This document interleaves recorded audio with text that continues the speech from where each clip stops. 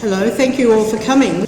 My name's Rosemary Rule. I'm the co-chair of this fabulous Port Phillip Citizens for Reconciliation group, and it's really delighted to see you all here tonight. Thank you. Our group has been going for 25 years. In fact, 25 years ago in this very town hall, there was a meeting with lots of people attending, and they decided that we should have a local reconciliation group. So we've been going on with volunteers ever since, and we meet some terrific people. Also, what's encouraging, after 25 years, we're still meeting new people and new members, which is very encouraging. And I'll give a plug because there are some membership forms and copies of our newsletter Mungo out on the front desk there. It's terrific too. There's also copies of Thomas Mayer's book, Finding the Heart of the Nation, and his children's book there that are for sale, thanks to the Avenue Bookstore.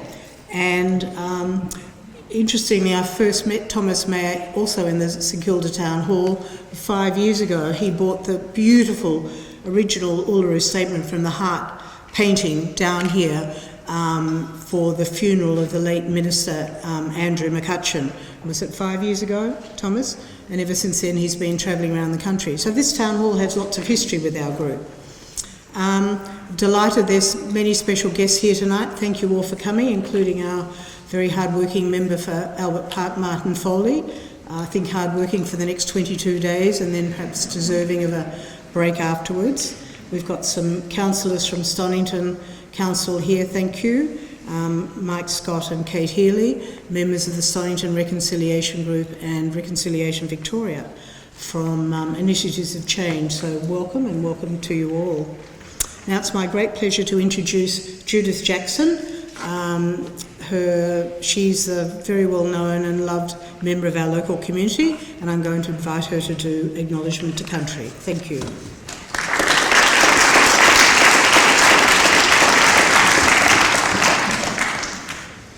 Womanjenka. My name is Judith Jackson. I'm a Gurruwiwi woman from southwest Queensland, and I've been in Victoria for over 50 years. 1967 I greeted myself down to live here. I would like to pay my respects to our ancestors, guests and other dignitaries that are around in the hall tonight.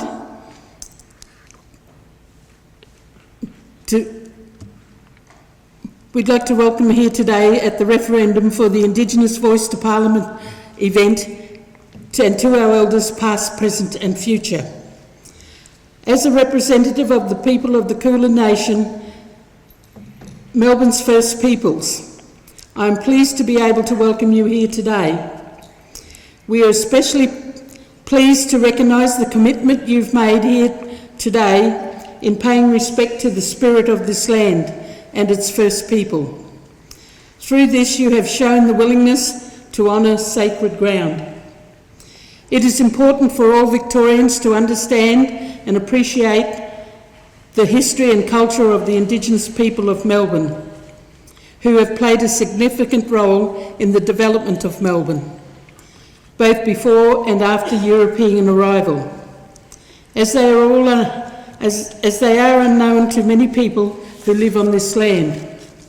The struggle to preserve their culture and traditions began with their ancestors in the 1830s. One of the lessons we should take from this struggle was the way elders and leaders forged alliance that led to many achievements that we take granted for today. As Australians, while we may have all descended from different clans and language groups or countries across the world, we can all learn from this lesson. The word welcome in the Kulin Nations is Womanjenka, and it translates to come with purpose.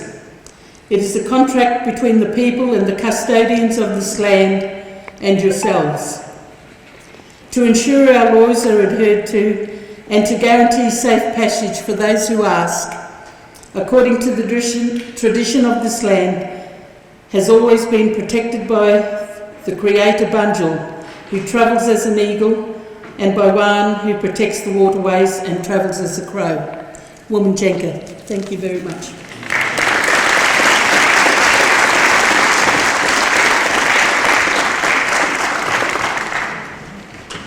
Thank you so much, Jacko, as she's known within our community.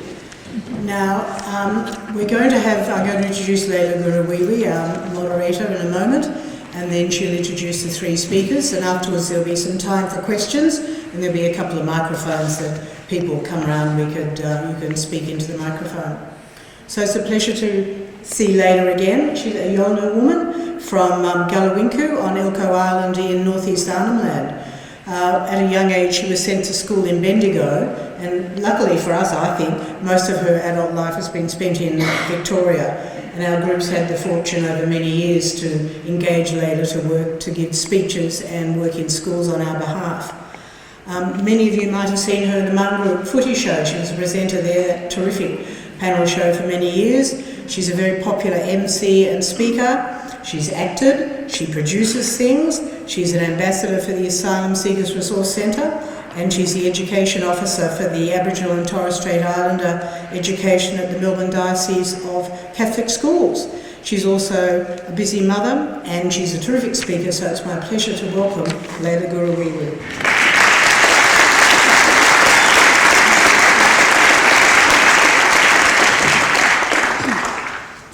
Thank you, Rosemary, for that wonderful welcome, and thank you, Anna Jacko, for your acknowledgement of country as well.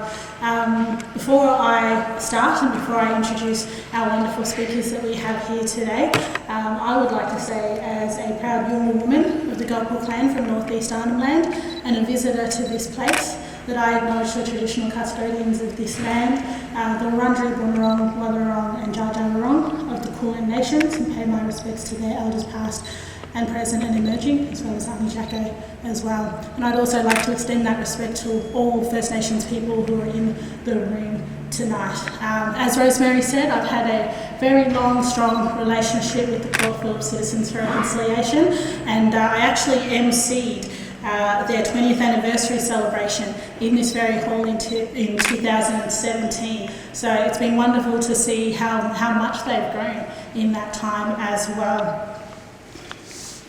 So as I said, we have some wonderful speakers that are going to be speaking to you tonight about the Indigenous Voice to Parliament.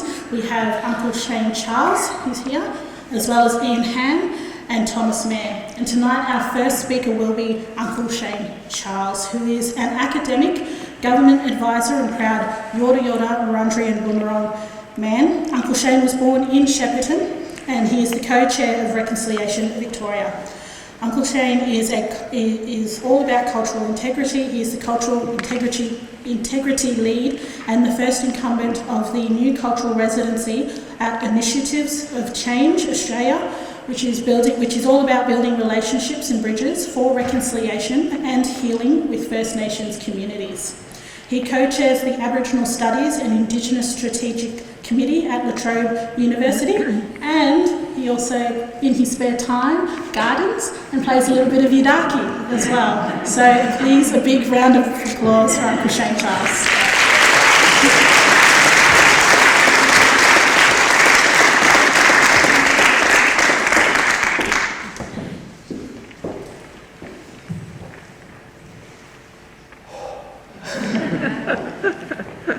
First, before I speak, I must pay my respects to my elders, past, present and future leaders that are coming through. Thanks, Art, for the acknowledgement. I want to acknowledge other speakers, Sister Bill and any other Indigenous people in the room. And pay my respects to all of you. And all of you for coming here to listen to this conversation. Amazing, exciting times. I guess, growing up in Shepparton, my family was the last family who got the riverbank, we didn't want to go. But I guess all through my learnings, and Aunty Caroline reminds me that I'm the last of the great teachings. Before the new structure of government and the cultural heritage area came about, and unfortunately all of those elders have gone. I guess my grandmother taught me that, the river flows from my veins and my heart's encased in clay, and I must nurture and nourish both. I must look after family, extended family, and more importantly, country. It's a national disgrace that you do not know the storylines and more about Aboriginal people. This diversity we have is profound. And, I remember being dragged along to meetings with my grandmother and uncles and told to sit down and listen, shut up, Listen, and as we discussed, there are many things that finally have come to a path of a voice, a path where the rest of the nation will support this journey moving forward. There's a whole shift in this country, and not only that, it's globally, about First Peoples and how we as First Peoples, the Australian Aboriginal people, us in First Peoples, are the oldest on the planet, and that's pretty exciting for me in my spirit, and that wasn't for you, it wasn't, there's that whole respect, I guess. So the voice, we've finally come to a point where government has committed to the voice of Aboriginal people in the Constitution. And that finally, I remember all those conversations that I used to sit and listen to about self-determination way back when I was little, and we're still talking about today. And that path, I guess, that I've been on based around, making sure I know my culture, I teach my family, I teach my community, my people about who we are and where we come from, and how we hold, that in high regard. Our spirit is connected to all things, and that the journey moving forward, is about having that voice. It's about time this country listened, but also stood beside us in that journey. In the context of Victoria, we've also got treaty. My spirit dances when I think about these things, because we're able to sit and have those conversations and truth tell. And we still don't know what treaty's going to look like. We still don't know what the voice, but being at the table, I guess, in terms of the Constitution, places us there, places us in a place where we have a voice. But in this country we have many voices. Like our mobs, we're all in the matrix of country and representing our country, and how that will transpire into this voice, and how this pathway through to a better future for everybody. But more importantly, it brings hope to our communities, where we're able to have the conversation, where we're able to stand taller and prouder, and the rest of Australian society can stand with us and learn and understand about us, about our journey, but also that foundational cultural knowledge and what country means to us, and how we need to look after that as the foundation moving forward. And what does this contemporary voice look like? We must have those cultural value threads through it. Our respect, our four fundamental values of our traditional law is respect for the self, family, extended family, and more importantly, country. And the acceptance of what was or what is. No ifs, no buts. And it's about that relationships we have and how we build those. How we start to build and keep those relationships healthy on a journey moving forward. And the last one is about that responsibility we have in ourselves. Michael Jackson got it right, it starts with the person in the mirror. And to be able to find that courage, to challenge and do away with your fears. And I guess, for me, it's this spirit that we have in us, that resilience. We're still here. And what does the voice look like? And, there's been many conversations, good, bad and otherwise, about this journey moving forward. But it's a journey. It started a conversation my grandmother always taught me. It's easy to sit down and have a cup of tea and yarn. And that how, out of that can spawn a whole lot of magic. We've seen the Uluru Statement trigger things where it was that commitment or olive branch from government to say, well, let's start that conversation. I don't want to talk too much about that because brother's going to, unpack that. So, in the context of Victoria, it's very exciting. We're finally, there's a buzz in our community and our spirit about this journey moving forward. And we have that opportunity to help shape and co-design that moving forward. very exciting times. And Spirit just wants to dance. No, I won't do it today. I'll do it in Mark's office. But it's, and yeah, there's so many so many questions unanswered, which no doubt as the journey unfolds, and it's getting that understanding and sharing that knowledge and conversation, where everybody gets to a point where we're all on the same page, where we're all heading in that same direction.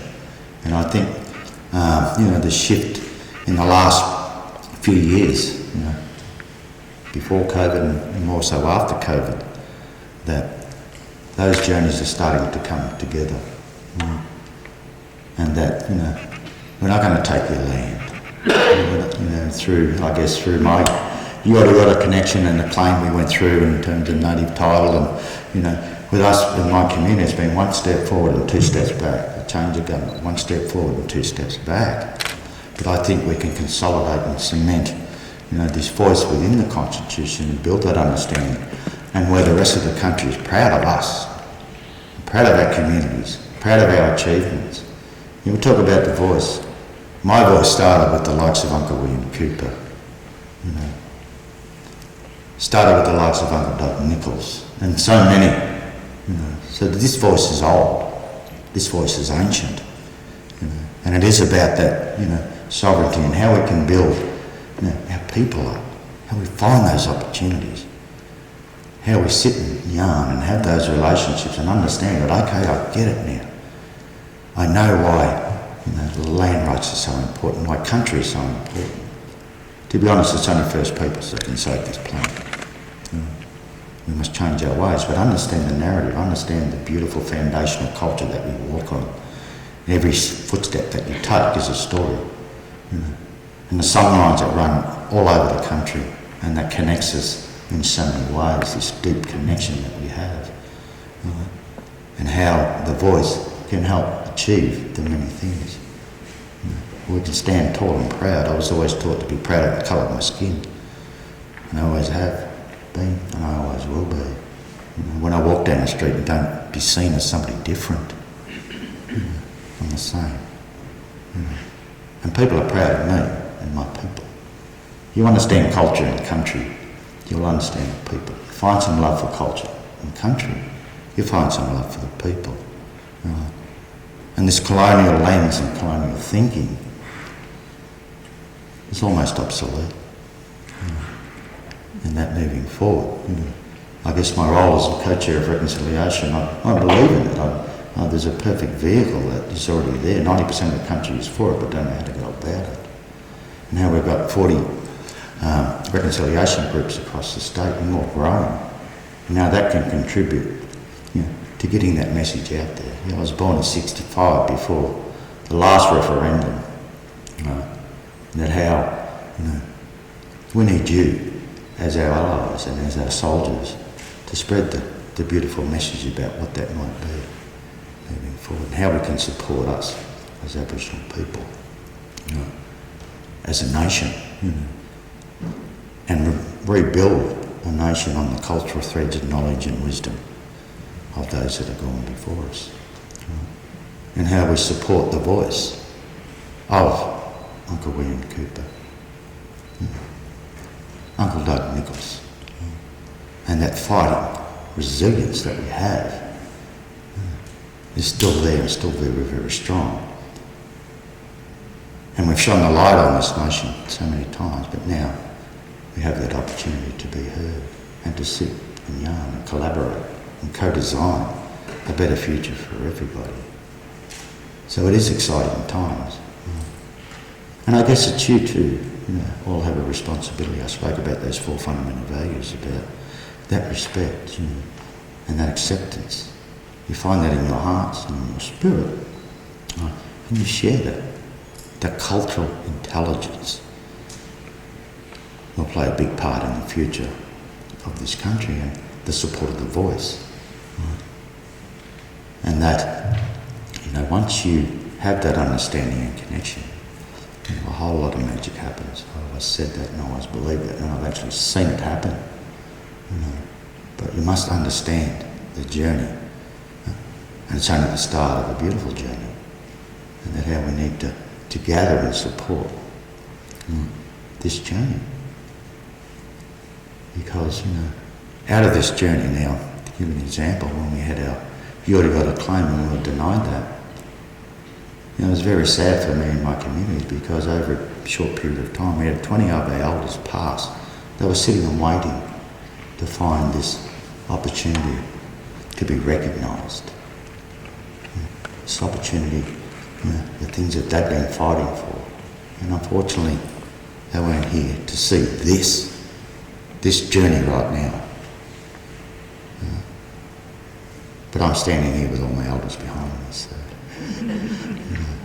and wherever we walk, they're with me. They're in the trees. They're whispering to me. I hear them in the wind. That they're all dancing and all happy. I see Mother Earth cleansing country, cleansing the world, and she will continue to do that. By that time, we as Aboriginal people take our place at the table with a voice. And out of that spawns new eyes for the rest of society. You see things differently. You will hear things differently. You will think differently. And you will speak differently. And that's a shift and change that I feel in my spirit will happen. It won't happen in a quick amount of time, but it will happen. We're on that journey, and it's going to be a long road. But each and every one of you that's here has that responsibility to share this knowledge, share this understanding about what this voice is. And in that Victorian context, we've got another stream that will run. And hopefully, that will reach the pinnacle, which will also spread out to the rest of the country. And we will be a lot happier in our spirits. Country will be happy. When I see country sick, my spirit's sick. It's connecting to the very things in your world. On our journey, does that reflect on your journey? So the voice is the thing that I guess our people, we grasp, we're holding on to in our spirit and our hearts. And it's not just a ticker box. It's not just something that we do because we have to. It's something that the nation needs, and it's something that the nation wants to do. And that, we can look back at this journey in time and pass on those learnings to your people, to your families, to your extended families, to your grandkids, your great-grandkids. Why is it today that your children know more about me and my people than you do? And I see that change, and I can feel this coming.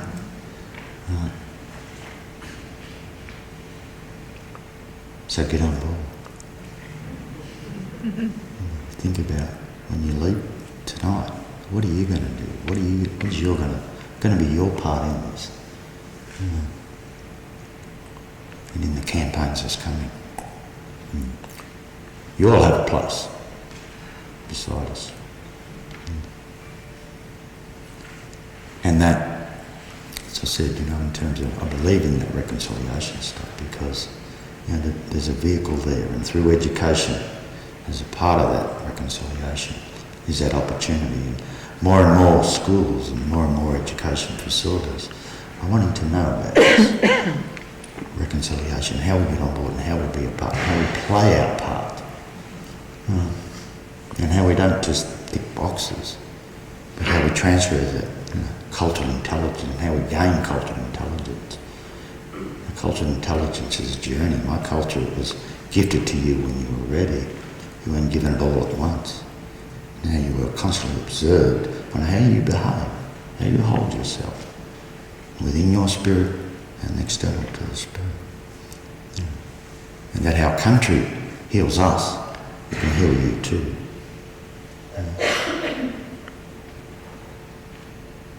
So the voice has finally come. I think we've got a probably short amount of time to gather the troops, to build the knowledge and understanding of it. So you'll be there proud saying, yeah, I support this, I understand it, I get it, I'm playing my part as an Australian citizen in the most multicultural society in the world.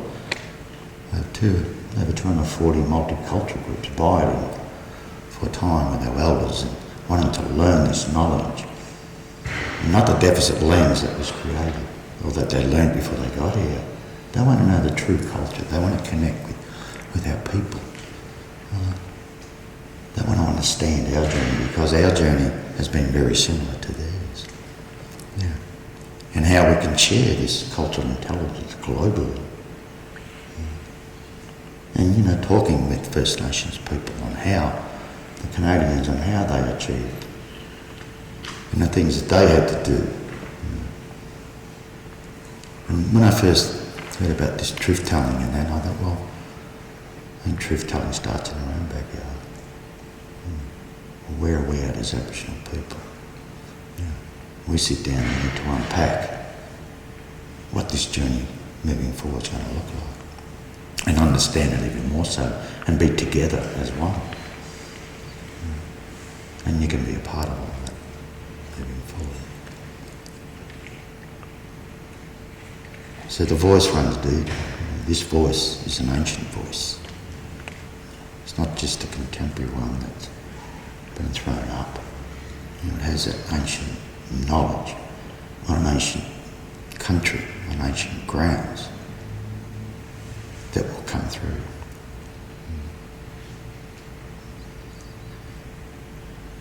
If you learnt anything tonight, you share it. My grandmother always taught me, if you get knowledge, you cannot keep it. You pass it on, but otherwise it becomes useless. She's native was get up, stand up and show up. Same thing applies. Let's support the voice. Stand beside us, let's not.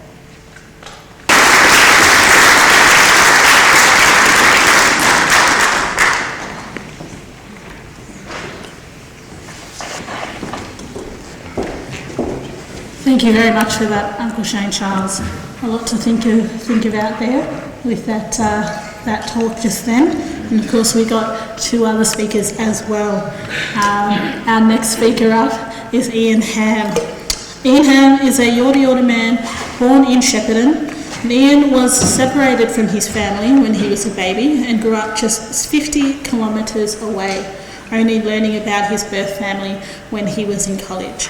He has been actively involved in the Victorian Indigenous community in a personal and professional capacity for over 30 years. He is the chair of the Board of Directors, First Nations Foundation nationally, and also the chair of the Board of Directors for the Koori Heritage Trust, amongst many other hats that he wears as well. So a big round of applause and welcome Ian Hamm.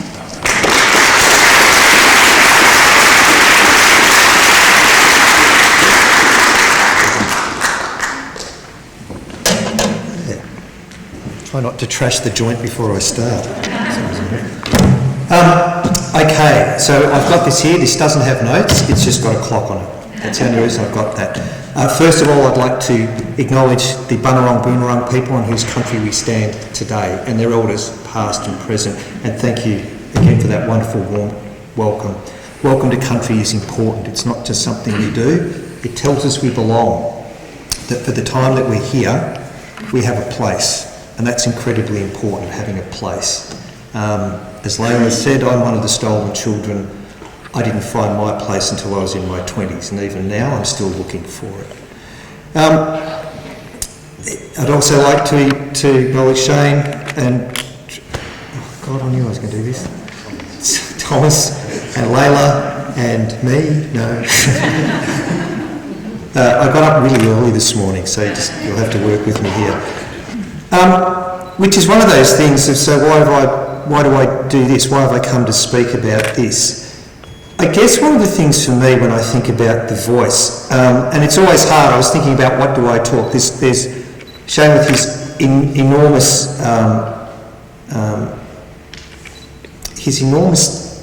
deep cultural belief There's Thomas with the huge background he's had of this since the Uluru Statement came out. Where do I fit into this? What's my role? Not just here, but around the place doing this. In fact, why am I doing this? And the answer was pretty simple. The answer was really important. It is about everyone playing their part. It is about everybody having a role in where we're going. And the first question I had in my mind was the voice itself. What are we seeking? What is this about? Is this about a voice to Parliament? I've got to be brutally honest. If this was just about an administrative mechanism for Aboriginal people to speak to the Parliament, I wouldn't be here. I wouldn't bother. That could have been done by legislation. We've got the First Peoples Assembly, and I voted. I'm on the roll. I voted in the first lot, so I'm behind it 100%. But I knew that it already had government on its side. It was already working. So I can go out and actively promote it and explain it because that was being done by people. So why am I doing this? Because this is not simply about an administrative mechanism for Aboriginal people to speak to Parliament. This is a referendum. This isn't convincing the government. This isn't even convincing each and every one of you here tonight. You're all here because you want to be here. I'm assuming you're already on board. I'm assuming that you care enough to want to hear. The people I want to focus on are the disinterested, the diverted, those who are uncommitted, those who just, quite frankly, don't care one way or the other. This is a referendum. I have to get every single one of those people interested enough to vote yes. I have to get every single one of those people to walk into that booth, not undecided, and vote no, because that's what Australians do. If we don't know, we vote no. How do we get them over the line first? How do we get them in the place where they go into the booth knowing they're going to vote yes? And for me, this isn't just about, as I said, this isn't just about an administrative mechanism to speak. This is a referendum on the place of Aboriginal people in Australian society. This is a decision about where we are in the 21st century. Where we stood in the 20th century wasn't resolved till 1967. And that was an overwhelming yes. Yes for the census, but it wasn't just about being counted in the census. And it wasn't just a question of should the Commonwealth make laws about Aboriginal people. Even though that's what it said on the ballot paper, the underlying question was, do these people belong in this country? Do these people have a place in Australia? And the answer came back yes. The question before us now as a country is not should there be an Aboriginal voice to Parliament and should Parliament determine what that looks like. That's not the question. The question is, do these people have a right to be heard? Do these people have a right, have a place in the Australia of the 21st century? We determined in 67 they had a place in the 20th century. Do they have a place in the 21st century? That's the question that Australia is looking at. That's the question before us. I'm not sure if those who are promoting the voice and those who argue against it actually understand that's the real question. I was frightened when there was discussion about should we do this by constitutional reform or legislation. My gut told me I hope it's legislation. Do you know why? Because I was afraid, what if the answer from the referendum comes back as a no? What does that say to us? What does it say to me and everybody else who's Aboriginal? What does it say to us about our place in our country? What does it say about our country? What does it say about everybody else in our country? That's the real question we have to think about and consider. That's why we have to go, not to yourself. For me tonight, don't take this the wrong way, you're a little bit crash test dummy for me. Because I didn't prepare for this, and I did it on purpose, was not prepare a list of notes to go through and da-da. These arguments are going to be won, this argument is going to be won and lost in town halls like this. It's going to be won in pubs. It's going to be won at cricket clubs. It's going to be won at social group meetings. It's going to be won at bowls clubs. It's going to be won or lost in places around barbecues. That's where this is going to meet, and you have to be on your toes to be able to win that argument every time. There are those who say, well, why should Aboriginal people have a special voice? When you consider where we are in the national narrative, and those people who say that everyone's equal, we are not equal. Australia has many inequalities. We have economic inequality, we have social inequality, we have housing inequality, we have a whole bunch of inequalities. But the biggest one we have is the inequity between Aboriginal and non-Aboriginal people. That's the biggest inequity. We have to take special measures to reduce that. And it will be generations in the making. And it can't be at the whim of governments. Lord knows, governments flopping around like old fish, depending what the polls say. We can't risk that. If this nation is to fulfil its destiny about what it possibly can be, it has to address the issue of the place of Aboriginal people in our society, and that can only come through the structure of the Constitution, so it can't be turned around at the whim of a poll. At the latest leader of the federal government deciding that in order to win a few shabby votes, they'll toss Aboriginal people under the bus. That cannot happen. That's why we have to win this. That's why it has to be in the Constitution. Because if we don't, sure as God made little green apples, ATSIC started off with great enterprise and great hope and died within a decade. I don't think it even got to the 10-year mark. I remember meeting Jerry Hand in 1988 when it was an idea in the Hawke government, and John Howard got rid of it 2005. It was over 10 years, to get to my age at least perspective. But you do, but I remember 15 years basically, and it was gone. It had been and gone. The great Aboriginal experiment of Aboriginal people making decisions. We weren't given the time and the resources, nor I think the structures to be able to do it. That's why we need it in the Constitution. There are those who say, but you have Aboriginal people in Parliament. There's 10 or 11, depending on who you ask, about Jackie Lambie. Not for me to make the decision, you know. There's at least 10 and possibly 11. That's a good thing.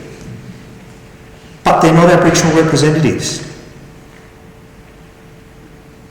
They weren't voted in by an Aboriginal constituency. They were voted in, we've got 2 senators from Victoria. Their constituency is the people of Victoria. Not just the Aboriginal people, but the people of Victoria. Linda Burney in the House of Representatives, yes, she's Aboriginal, yes, she's the Minister for Indigenous Affairs, but she wasn't voted in by the people of her electorate only on Aboriginal issues. She's a local member of Parliament. She's got to look after the people she was voted in for. And in any case, all of those people in Parliament belong to a party, whether it's the Jackie Lambie Network, whether it's the Australian Labor Party, whether it's the Country National Party where Jacinta Price is from. That's what they were voted in for. That they are Aboriginal and bring their depth of knowledge to discussions on Aboriginal people is great. But they weren't elected on our views. So how do our views get represented to the government? How do our views be brought together? Well, they can't be. That's why we need this voice. That's why we need this mechanism. To hear the voice of ordinary Aboriginal people. There are those who will say, yes, but what about the coalition of peaks? What about, you've got NACCHO, you've got the National Aboriginal Islander Legal Service, you've got a few other, lots of... Isn't it funny how you've got these things in your head all day, yet when you need them, you can't pull them out? There's a whole bunch of others, trust me. But they're not representative of ordinary Aboriginal people either. They're portfolio agencies. NACCHO focuses on health and sees everything through the lens of health, and NAIL sees it through the lens of the legal system. And the peak body on housing sees it all through housing. But what happens when you ask ordinary Aboriginal people what matters to them? What happens when you ask the ordinary punters what they want to see spoken about? At the moment, ordinary Aboriginal people, nationally, don't have a mechanism for that to happen.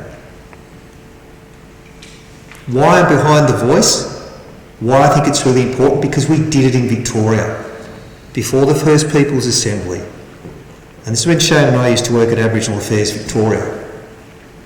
We set up these things called local Indigenous networks. And what it was about was just the ordinary punters in the places where they lived. 38 of them across the state. Asking ordinary Aboriginal people what mattered to them. And oddly enough, it wasn't what the data said. It wasn't about justice, and it wasn't about health. That was driving government policy, as it should, data-driven policy, absolutely. But what we'd forgotten to do was ask the ordinary Aboriginal people what mattered to them. And when we did, lo and behold, the top two things came out that nobody ever thought of before. What is our place? Well, first one was, who are we at the beginning of the 21st century as an Aboriginal people, as an Aboriginal community? And what is the place in the wider society in which we live? How do we ensure that our children don't lose their identity and their culture? They were the big things that came out of it. And that's where we reshaped the whole of the Aboriginal agenda, driven by what ordinary Aboriginal people said. And you know where that took us? We're doing treaty now. I didn't think I'd live to see treaty. We're in the age of treaty. The framework has been signed off. The negotiations could begin as soon as next year. Oh my God, I never thought I would ever see that, and yet it's happening in my lifetime. Imagine that on a national scale. And this isn't just about, one of the things too I think which people forget, and Shane touched on this, this isn't one-way traffic. Too often, people think about what are we giving, to put it bluntly, what are we giving the Aborigines? That actually happens. People think of it as one-way traffic. It's not. This is actually the opportunity for us to give to the nation, for us to help shape what Australia will be. We've been excluded for that conversation. We're scratching at the periphery of it now, and people like yourselves want us to help shape the nation. But it's too few people. How do we get the broad population engaged? By winning this argument, by winning this referendum. That's how we do it.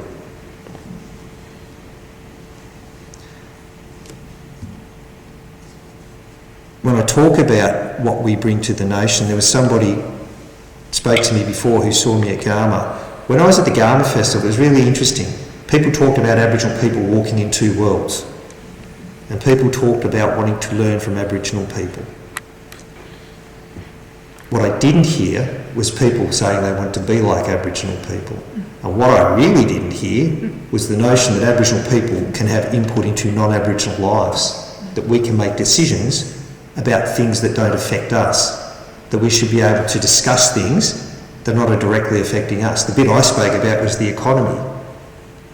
Why aren't Aboriginal people involved in decision making around the Australian economy? Bringing our values to it, bringing those things that we hold at our very core into the discussion of what the purpose of the economy is.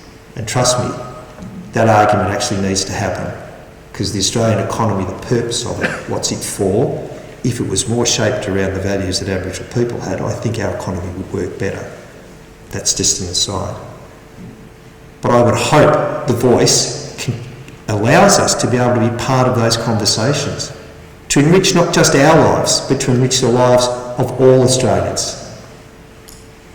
To give this country a steer of what it possibly can be and what it should be. To add to the depth of its very cultural base, its very identity, its soul. People talk about Australia has no culture. Australia does have a culture. It's a bit of a rocky one, shallow in parts, but you know, kind of bumbles along. But it's there.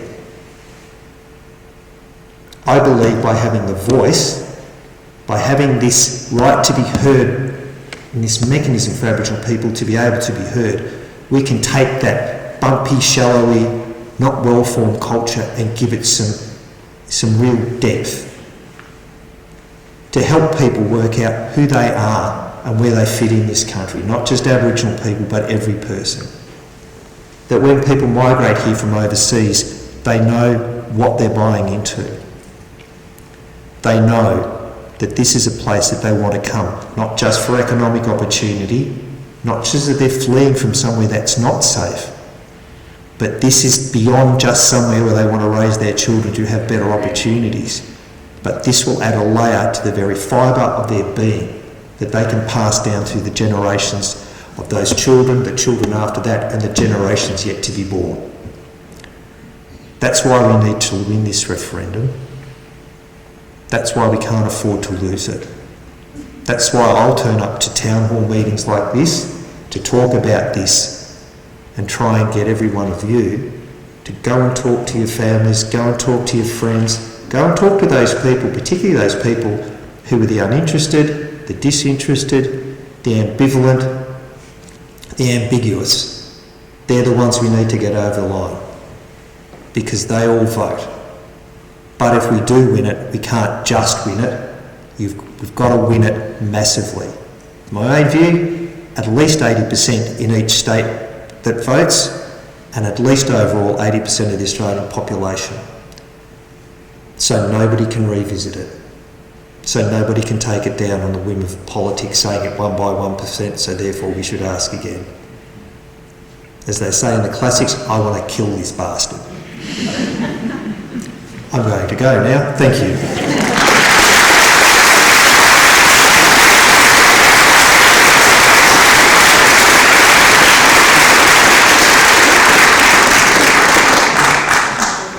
Thank you, Ian, for that.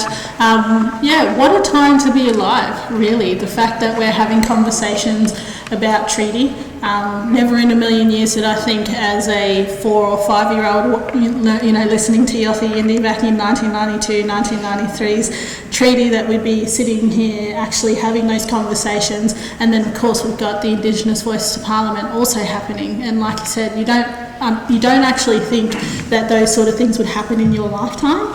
And that, the world may be Australia may be a very different place for, my son who's only 3 years old at the moment. I can just imagine with, all these positive steps within our space as Aboriginal people, and not just as Aboriginal and Torres Strait Islander people, but as all Australians, that, Australia will be a better place for him growing up as a young Aboriginal African man, because he's also Nigerian on his other side as well. But enough about him. I could speak about him all night. But we have our last speaker for tonight, Thomas Mayer. And Thomas is a proud Torres Strait Islander man who was born and lives on Larrakia country in Darwin. A signatory to the Uluru Statement from the Heart, created 5 years ago, he has since embarked on a journey around the country to garner support for a constitutional enshrined First Nations voice and the Mackay Commission for Truth-Telling and Agreement-Making, or treaties. He is an author of Finding the Heart of the Nation, now in its 2nd edition. Copies are available in the foyer if they haven't already sold out. My apologies if they have. And they all are signed as well by Thomas. And he's also the author of Dear Son, as well as children's books Finding Our Heart and Freedom Day. So a big round of applause for our last speaker, Thomas.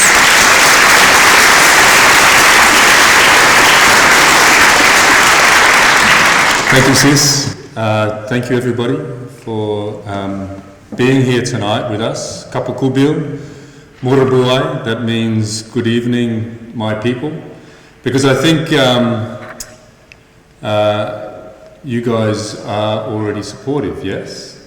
Yeah? Are we all going to vote yes in the referendum here in this room? Is there anyone going to vote no? Yeah, good. I pay my respects to the traditional owners of these lands and their elders past and present. I am Karareg, Kakagala and Erabamle, Torres Strait Islander. Karareg identify as Aboriginal. They're the islands closest to the mainland in the Torres Strait. But I think the previous speakers, Uncle Shane, the deep spiritual insights, about his family and his mother and what she had to say about the importance of these things, the importance of a voice. Mentioned William Cooper, a great Aboriginal leader, and Ian. I think you've covered the arguments that we hear against this sometimes really well. And I was sitting there listening to Uncle Shane and Ian speaking, and it makes me really emotional, actually, to be up here with two proud Aboriginal men, and Sister Leila here, who's a passionate supporter as well, speaking so strongly for the voice that we are going to all vote for as soon as late next year. Because, you know, as a person that was there at Uluru and being a part of that hard work that we did, I mean, nobody should underestimate the hard work that we did. As Aboriginal and Torres Strait Islander people from all around the country with our different experiences and perspectives, the difficulty of reaching a consensus from all those different perspectives, and how we had passionate debate and discussions to reach that consensus that is contained in the Uluru Statement that says very clearly to the rest of the country that what we want you to do is turn up to a referendum and enshrine our voice in the Constitution, so as Ian explained, it can never be silenced again. What we achieved at Uluru more than 5 years ago now was a political feat that this country should celebrate forever. But it means nothing if it doesn't motivate us to make change, because it's one of many statements and petitions that our people have made over a long period of time. The 1930s, the petition to the King. I'll just mention a few. 1963, the Akala Bark petitions. 1972, the Larrakia petition to the Queen. And every one of those statements and petitions were dismissed and ignored, and every one of those statements and petitions called for a voice. So it wasn't just the hard work in the room at Uluru, it was the hard work of our elders for generations to give you this, not just once in a generation opportunity, a once in generations opportunity. So I'm not going to cover the history again. I think that's been very well covered, and the arguments. I asked the question, we are the converted in this room. And Ian already talked about, and Shane, about how we need to get out there and we need to talk to the unconverted, the ambivalent, those people that wouldn't normally think about these things, unlike you. And I'm going to talk about where this campaign is going, so you know what to expect.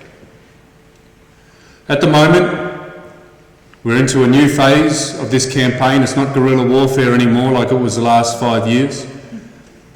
We need to ramp this right up, and we need to have a campaign structure that is going to reach those places where people haven't met an Aboriginal or Torres Strait Islander person before and haven't thought about these things. And so at the moment we're doing that hard work again. Indigenous leaders are having the tough discussions about how we bring campaign groups together and create an alliance, a Yes Campaign alliance, that isn't just Indigenous leadership, but is leadership from the trade union movement, from NGOs, from religious groups, from ethnic groups. There's a massive swathe of Australia that we need to cover and bring along on this journey. Because all of those organisations that I mentioned, including reconciliation organisations, and thank you Rosemary for organising tonight, you guys have different constituencies and you have different reach and different networks. And we really need to use those to help convince people to vote yes. We believe that we will have this work done and we'll be ramping up in the new year. Christmas and New Year's will put a dent on things if we launch now. We'll be launching big time in the new year. And by then we hope to have our new branding, our rainbow, so to speak, for this campaign, a yes campaign. So get ready for that. Don't wait. The things that you can do now I'll talk about. There's a council in Sydney, the Inner West Council. And the Inner West Council, an LGA, has committed to training 1,000 volunteers to work in that area to teach people about why they should vote yes. And the first phase of that campaign that they're doing is about civics, because many Australians still don't know what a referendum is.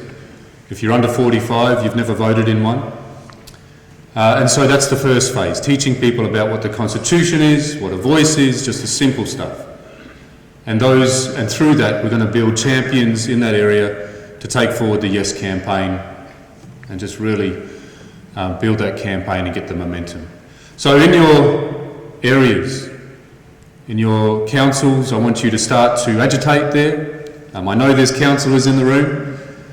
You've got an important role to play in this referendum. You have your networks, you have your Indigenous leadership. I know a lot of councils already do.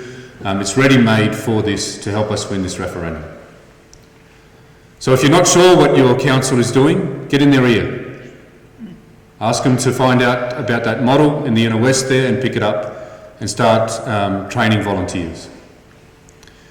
I know that Initiatives for Change, is already training people, whatever other organisations, but we need to get into these councils and get these people ready to join us. Other things you can do is that we still don't have bipartisan support from the coalition. And while I don't believe that it's a precondition to winning, it would be very, very helpful to get their support. So even if you are not a coalition supporter, Liberal or National, write to them. Get in their ears. If you know people that do influence them, especially, get them to get in contact with those parties and get them to give bipartisanship. It's really important. Don't write them off. Also, you can use the resources that are out there, www.fromtheheart.com.au. I assume most of you are already registered to that, and as we ramp up this campaign, you'll be able to be communicated with so that you know how to get involved.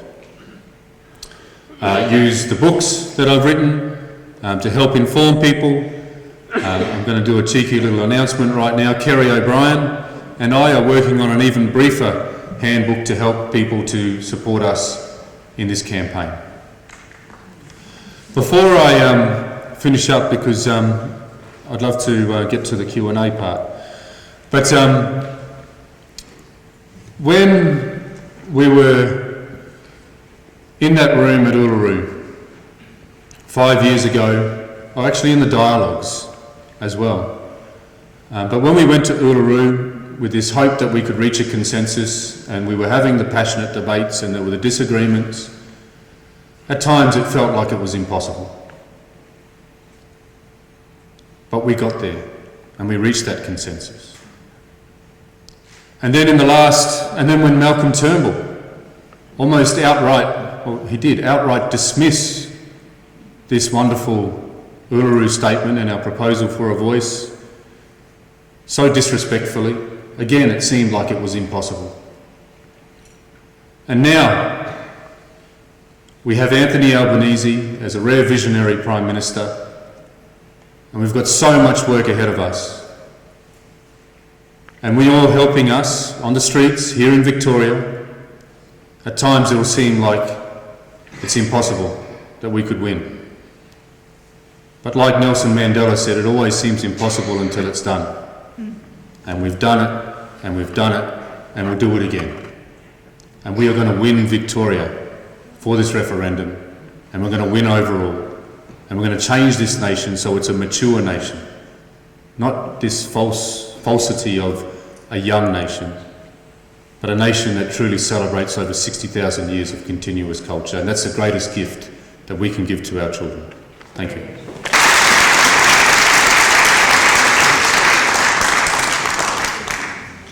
Thank you very much, Thomas, for that. And of course, I can tell that, as you said before, both Ian and Thomas said, we kind of feel like you're preaching to the converted in this space, but again, you've all been given that call to action.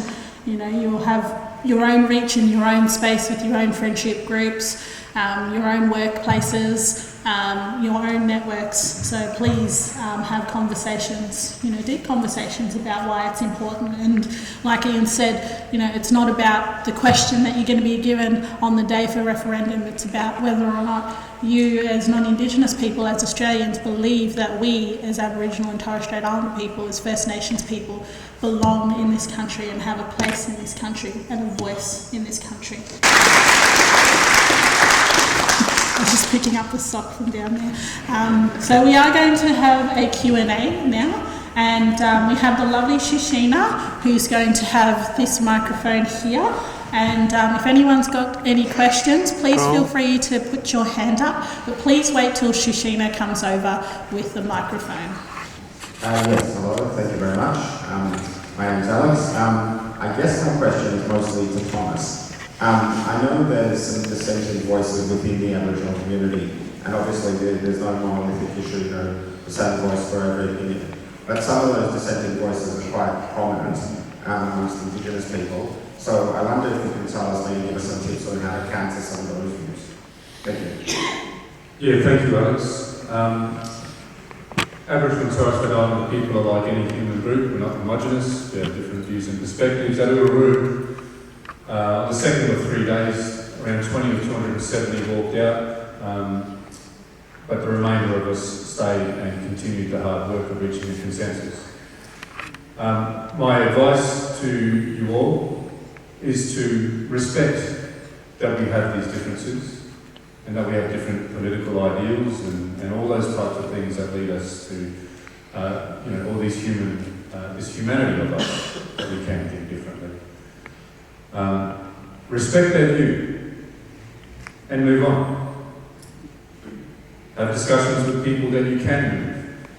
Don't waste your time and your mental energy on people that are entrenched in a position that is only going to take the wind out of your sails. Move on.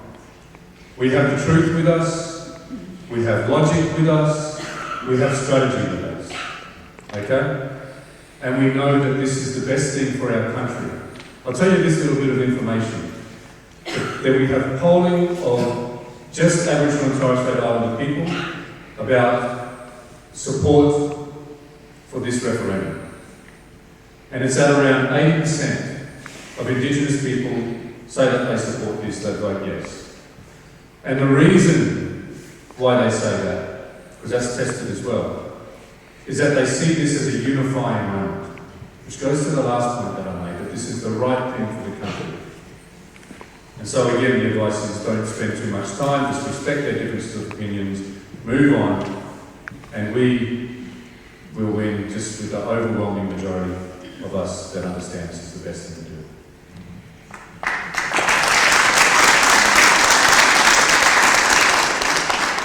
I should add also, there is ongoing conversations in Indigenous communities about this. So we're not leaving people behind if they don't understand why this is important. There are some that are entrenched against it, but there is still work that we're doing, and that's part of the big campaign plan to bring the rest of our mob along with us. So our last referendum where we got a unanimous kind of yes vote was back in 1967, which in all purposes wasn't that too long ago in the past. But why do you think it's taken this long for us to get to the point of even having a conversation about treaty? The fact, Thomas said this before, the Uluru Statement at the heart originally was dismissed quite disrespectfully, and now we're in this place where we're so close on the precipice of having a referendum, and trying to convince those that we talked about before about voting yes, as Australians. Why do you think it's taken this long for us to get to this point? I guess this shows the difference in our age line, and it's time's relative. I would have been short from where I sit, 67 referendum. No, you're right. I mean, that's a valid question. Why is it taking this long? This is change of not just a group of people. This has changed the whole country and all the vast different things that make up this country. So it's a shift, whether it's from the left or the right, there is a definite shift that is moving, and it's not going backwards. That's probably the key point why this has taken so long. That if you move radically and quickly, it can always go backwards. If you do it slowly, but it's moving in a direction that it can never go backwards to, that is probably a better outcome than a radical short shift. So in that sense, it's what's the difference between 67 and wherever we are now? Maybe that's 50 something years. 45 years or something, 50, 56, whatever it is. Anyway, hang on, I'm at 55 years. I was 3 and I was 57. Anyway, 55 years. That's actually shifting where we were from 1966 to where we are now as a country. 2.5 generations isn't all that long. It might seem a long time, but when I think about when I was small, being Aboriginal was not a thing to do. Being Aboriginal was you were told you were at the bottom. In my own case, I was told you were lucky somebody wanted you. I jumped to where we are now, 2.5 generations later, and it's completely different. It's people want to embrace things about Aboriginality. People want to understand who we are. So in that sense, that's why it's taken so long. So I guess, Leila, this is the next shift, because once we go this way, there's no going back. Getting people to commit to not going backwards takes time, takes effort to get them there. But once you've got them, it can't be undone. That's why. I guess it's a move that is going, it has its own pace, it's a steady thing, but it will happen. And in generations to come, perhaps in another 50 years, I can't even imagine when we might be in 50 years and they'll say, why did it take us so long to get here after the successful referendum in 2023? We've got a question here.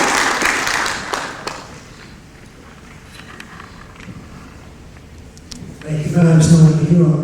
I wonder if the young Australians that weren't going to vote might be a catalyst for possible change, and I think that's the work that your group does in schools, or the campaign has been focusing on young people, part of the campaign. Oh, look, I guess, yes, there's a whole movement I mentioned that, the kids don't know what it is. Yeah. And that this is thirst. And I see how the spirit of this country, Mother Earth, is bringing that about through the lens of sustainability, through the lens of the environment. We're at the crossroads. And that, next year, we're going to have so many young ones that are supportive that will be able to vote. So I guess through that narrow and the education part of reconciliation where they're connected, they want to learn more, they want to connect with local people, they want to understand, they want to know the culture. And out of that spawns that whole thinking about, well, okay, where do I fit in this? And it's and it's a thirst. It's a real thirst in the education sector about change and about understanding. More recently, the child safety has come out. So the very first ones, cultural safety. What does that look like? So it's steering in that direction of culture and community and understanding Aboriginal people and learning about culture, which also is a thread, which runs alongside the journey that we're having now. So I see all these other bits in terms of policy and reconciliation and all of that is running alongside, and then slowly it's bringing them together to align, the ducks aligning up, so to speak. So there is that, and that next generation, I didn't have that. I know my kids, they didn't have that when they were young, but there's that whole shift. And it's spread out right through the education system in this country. So it's hitting all of it. And depending, I guess that depends on the educators that are in the front of the room, it falls on the teachers, the principals, as to what commitment they have to this, to flying the flag, to putting those visuals there. They're the informed people, and it's through that education sector that is really driving that. Schools wanting to learn more, wanting to build spaces, cultural spaces within their schools, but also build those relationships. And understand, and I mean, in preschool we're teaching about stories, and the kids understand that. So it's this whole knowledge transfer that is building towards supporting what we're doing and what we've been gifted to carry in our spirit. And that was seen as Aboriginal people who started to shine through.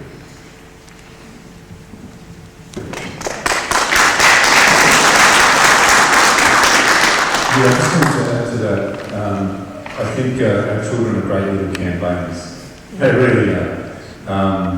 As Uncle Shane was saying, children are so proud, whether they're Indigenous or non-Indigenous, proud of the culture of this country, right? Aboriginal and Torres Strait Islander culture, they absolutely love it. They go home and they tell, Shane's like they're being taught, Uncle Shane's like they're being taught this stuff at school, and they go home and they tell their families about it. And it's the reason why I wrote the children's book, Finding Our Heart, because it is such a, it gives them the tool to go and be little campaigners, even if they're unaware of it. And they're teaching their families, and when the adults in their life read it to them, they're learning at the same time. I encourage you to check out what Reconciliation Tasmania did.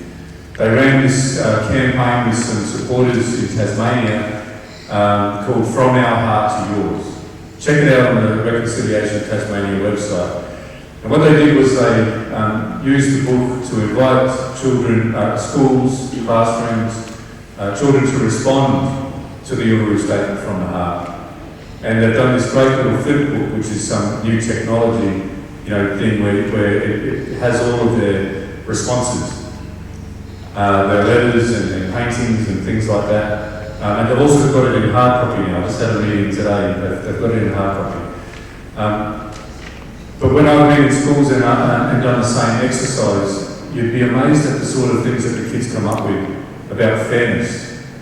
That it's just fair to have a voice. They say, one of the kids wrote, I think everybody should vote yes, because when we're going to play a game in the playground with my friends, it's just fair that my friends also decide on what the rules will be.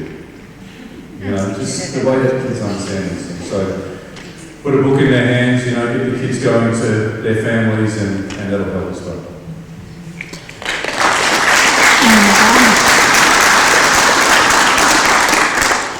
And I'll also add to that, to Uncle Shane and Thomas's comments there, as the Aboriginal and Torres Strait Islander Education Officer for the Melbourne Archdiocese Catholic Schools.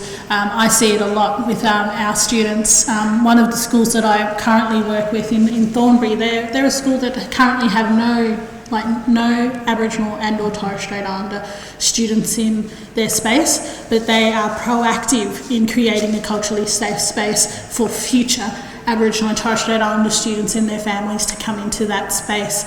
And they've done lots of learning. I've come in and talked about Aboriginal and Torres Strait Islander perspectives during Anzac Day celebrations, as well as other times during the year. I've done staff PDs with the staff at that school as well.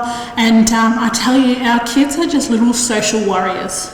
That's what they truly are. They see injustice and they point it out immediately. Just like what Thomas was saying, they're like, that is just not fair. And whether it comes to our position as Aboriginal, where we are as Aboriginal and Torres Strait Islander people, whether it's refugees and their situation, asylum seekers, they can see the unfairness that is going on. And they're just these real cool, awesome social warriors that are just out there, justice warriors that are having those conversations at the tables with their families. And I can't wait until they get to voting age and the change that they're going to make because of the openness of them as little people now in this time. Like I said, what a great time to be alive. But we do have another question over here. Thank you very much, and thank you very much for your presentations. My name is Helen. I'm very enthusiastic about all this and I'm converted. What I'm really worried about is old white men. I listened to Tony Abbott being interviewed and just, oh look, it's a bit of a black box. I'm not going to vote for it if I don't understand it, if I can't kind of really work out what this is all about. Have you got anything to encourage me about how to take on those grounds? You can stand at a brick wall and yell at it, and it will still be a brick wall. What you've got to work out is how to go around with it. So Tony will do what he does, and I respect that. He is what he is. As we were saying before, there are people that don't support that. That's fine. I don't. The stuff I've done in my life is not because I go to the hardest cases and try and get them, win them over. They're just going to do it. It's the middle. If anybody has a criticism of me, and there's lots of people who do, is I'm a moderate. The good thing is most people are in the middle. That's where you should put your effort. If Tony Abbott's going to do what he does, sure, let him do it. Rather than argue with him, I'm going to be talking to the people he's talking to about why they should do what I want them to do. Not tell them what they should do what Tony does, but get them over what I want them to do. It's a very, that's just one thing, because I don't have 23 hours to teach. But that's what we're going to do. So they're doing those things coming out of my mind with it. And to be honest, this makes me stressful to those who don't agree with it, by those who are against it. That's actually a good thing, because it tests us around what I understand. If we put this through if we have an absolute ourselves to really make sure it does stand up, it does make sense, it does have the ways that will go. So you do need people like that to not talk about it, to talk against it. But I always like to find another with them. As I said, it's the building, community, interest of who have like you, and this is one of the reasons I came here tonight. Always to agree for people who voted, who will vote yes. For me to take that for granted and not buy the votes tonight completely disrespects you. Your vote matters. The votes of the young community and the leaders they matter too. We need to get those over the line. Just add to that. I agree in terms of lives and laws of okay, as you got kids, as you got nieces, as you got nephews, they're all around this stuff.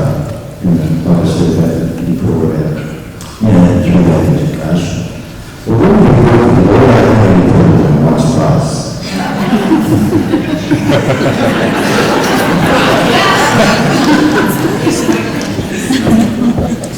Yes?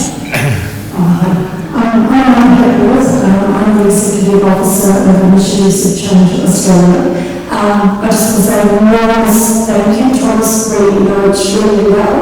Ian, we would love to invite you to come and speak more, and I'm Sharon, of course, so our centre, and we're nothing to a huge thank you. I'm not really asking a question, I'm making a suggestion and an offering to all of you. We are here, as they say, we are here as the converted, and many of us are still sitting here going, what does that mean? What is my role? What can I do? And so I just want to suggest that we find a way to get to know each other extremely well. I'd love people to come up afterwards, I've got cards I can hand you out. Our initiative to change our centre, we will be opening up our centre to more and more of these discussions. The proper yarns that Uncle Shane loves to have with a cup of tea in our hands and really addressing, some of these, how do you talk to the voices of dissent? We work in engaging constructively in challenging conversations, and this can become part of moving forward together. We will be doing the training where we are working with Thomas to bring on the training, talking to analysts in Sydney as to how they're already carrying this out and helping train people to help the average Australian understand what is a referendum, what does this all mean, and to keep the work going till we come to that referendum and people go into those groups knowing and understanding. The last thing I'd like to say is 250 years ago, 100% of this population of this country was First Nations. Now it is 3%. Most of us in this room are the 97% who have to step up and speak and support the voice in the Constitution and the First Nations people of this country. So, thank you.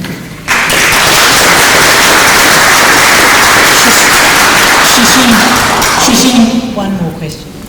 Yeah, last question. Hi, I'm Madeline, and thank you so much. I echo those sentiments.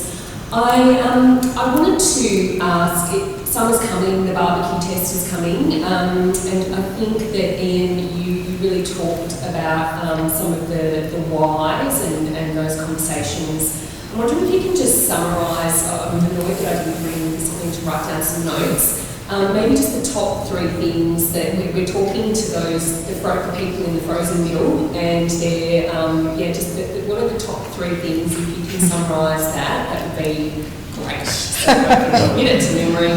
An easy last question. Yeah, thanks for that. Like I said, I didn't prepare this. No, look, I guess that if I was to say, if somebody asked me, give me 3 reasons why I should vote for this before I go on a tin of the bargain, it would be, number 1, we have a right to be heard in our own country. The mechanisms for us to be heard just do not work. Give us that. 2, why should it be in the Constitution? It needs to be in the Constitution because this will take a long time for our voice to be heard. This will take generations to get us to where we are comfortable in our own country. This is a 100-year project. That's why it needs to be in the Constitution. 3, it enables us to contribute, to give to the Australian nation. We already give, but this is another mechanism, probably a more solid mechanism, which allows us to give to the Australian population as a whole. Off the top of my head, just said, there's 3 reasons I would give somebody if they said, tell me why. Because universally, people go with, well, what's in it for me? You get our contribution to making your life better, your family's life better, your community's life better, your country's life better. That's why you need to hear us. That's why we need this mechanism for our voice to be heard. Thomas? I think you just got on. I just wanted to add one brief thing. There is a training video, like a video that can help you with those questions that has just gone live on Monday this week on the From the Heart website, fromtheheart.com.au. Apologies for those who we weren't able to get to. That's always the way. Everyone's really quiet at the beginning of a Q&A, and then a few people start putting their hands up, and then everyone's like, oh, I want to ask a question, I want to ask a question. But thank you to all of those who asked questions and those who were in the wings ready to ask questions as well. And as said before, there will be spaces where the conversation can keep continuing and you can ask those questions. And I saw a few people with their notepads and their iPhones out taking notes as well. Good job, everybody.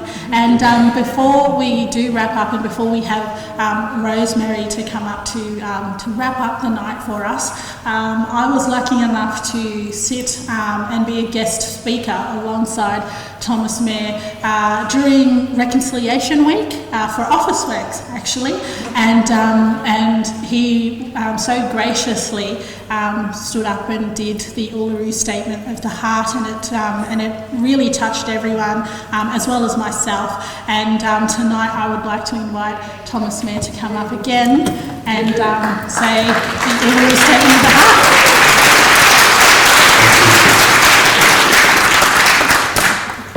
We gathered at the 2017 National Constitutional Convention, coming from all points of the southern sky, make this statement from the heart. Our Aboriginal and Torres Strait Islander tribes were the first sovereign nations of the Australian continent and its adjacent islands, and possessed it under our own laws and customs. This our ancestors did, according to the reckoning of our culture from the creation, according to the common law from from time immemorial, and according to science, more than 60,000 years ago. This sovereignty is a spiritual notion, the ancestral tie between the land, or Mother Nature, and the Aboriginal and Torres Strait Islander peoples who were born therefrom, remain attached thereto, and must one day return thither to be united with our ancestors. This link is the basis of the ownership of the soil, or better, of sovereignty. It has never been ceded or extinguished, and it coexists with the sovereignty of the Crown. How could it be otherwise? That a people's possessed the land for 60 millennia, and this sacred link disappears from world history in merely the last 200 years? With substantive constitutional change and structural reform, we believe this ancient sovereignty can shine through as a fuller expression of Australia's nationhood. Proportionately, we are the most incarcerated people on the planet. We are not an innately criminal people. Our children are alien from their families at unprecedented rates. This cannot be because we have no love for them. And our youth languish in detention in obscene numbers. They should be our hope for the future. These dimensions of our crisis tell plainly the structural nature of our problem. This is the torment of our powerlessness.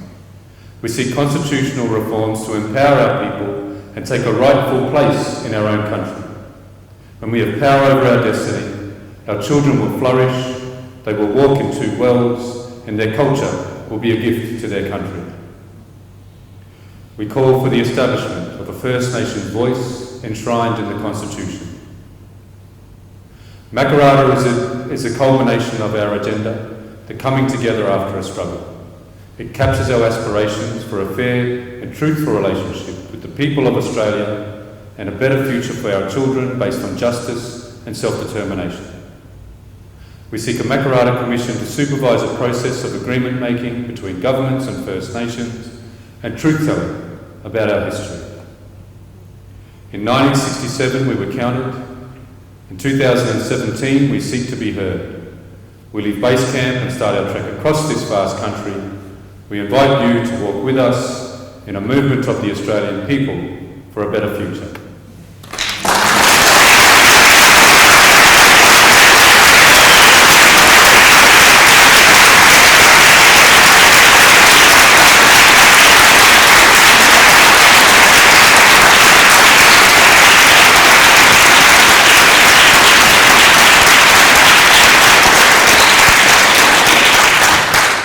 Thank you, Thomas. What a perfect way to finish this evening. And thank you all very much for coming. Uncle Shane, to Ian, to Thomas, to Leila, to Martin Foley, to Councillor Peter Martin, who's here on the council, to Initiatives of Change, Reconciliation Stonnington, Reconciliation Victoria. I know there's members of church groups, faith groups, other local organisations here. I think that's something we can all do. We might be the converted perhaps, but we're all members of some groups or communities, so we can go out and talk to them and spread the word. There is some literature from the Campaign from the Heart available on the table outside, and as Thomas said, there's a video there. So thank you very much. There's Thomas's books. Thank you to the Avenue Bookstore, Chris, for coming and selling them tonight, and of course that fabulous bookstore in Albert Park will have more copies of Thomas and other books. I also must say, this is an extraordinary reconciliation group that I belong to, so thank you all for the helpers tonight. I won't name you all, but you all got together and you helped it all. And to Todd and Jordan from the City of Port Phillip Council, to Sputnik TV for filming tonight. I didn't mean to say if anyone didn't want to be filmed, let them know, but now you're all on camera. They're very discreet and thank you all. Keep in touch. Thank you.